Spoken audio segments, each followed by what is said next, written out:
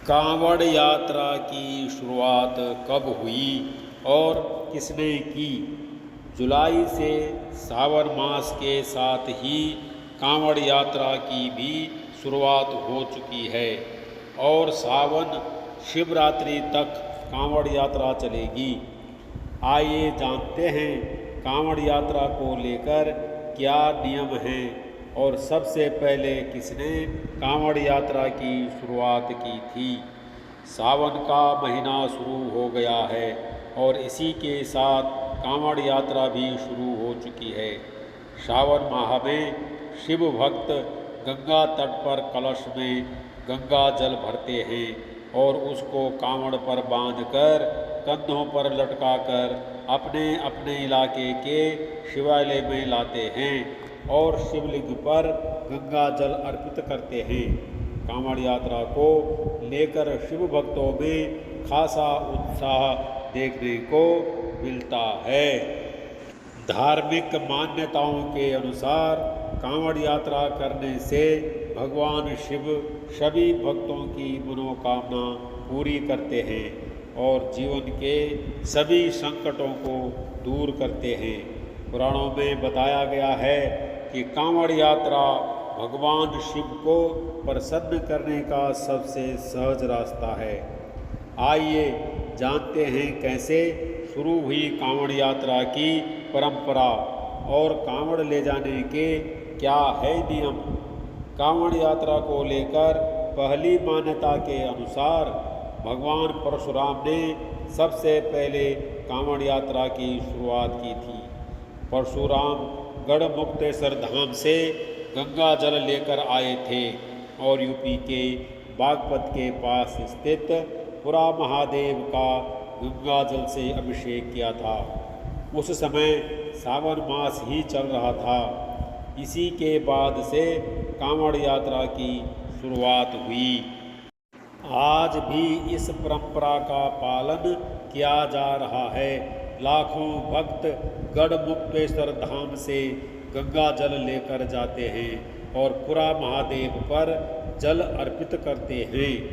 कांवड़ यात्रा को लेकर दूसरी मान्यता। आनंद रामायण में इस बात का उल्लेख मिलता है कि भगवान राम पहले कांवड़िया थे। भगवान राम ने बिहार के सुल्तानगंज से गंगा जल भरकर देवधर स्थित वैद्यनाथ ज्योतिर्लिंग का अभिषेक किया था। उस समय सावन मास चल रहा था। कांवड़ यात्रा को लेकर तीसरी मान्यता।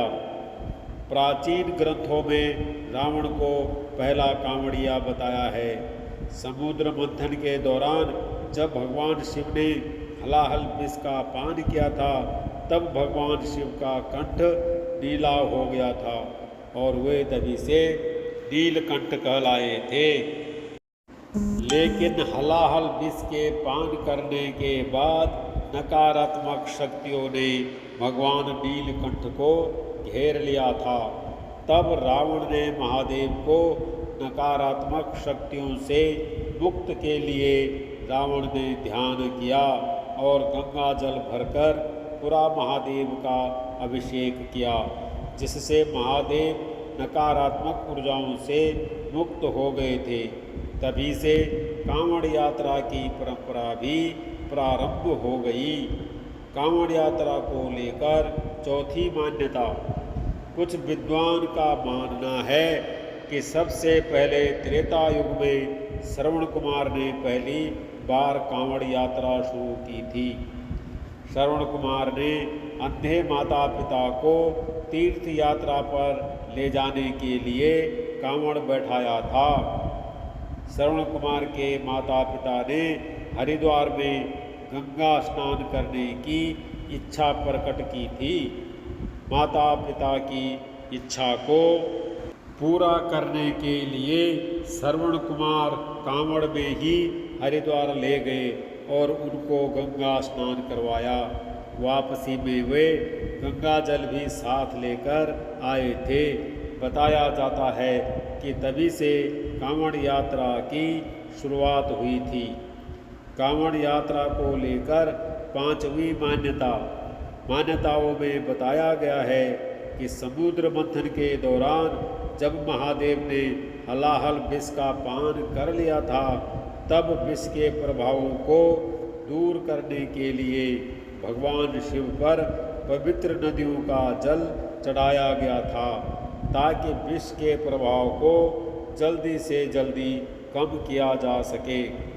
सभी देवता मिलकर गंगा जल से जल लेकर आए और भगवान शिव पर अर्पित कर दिया। उस समय सावन मास चल रहा था।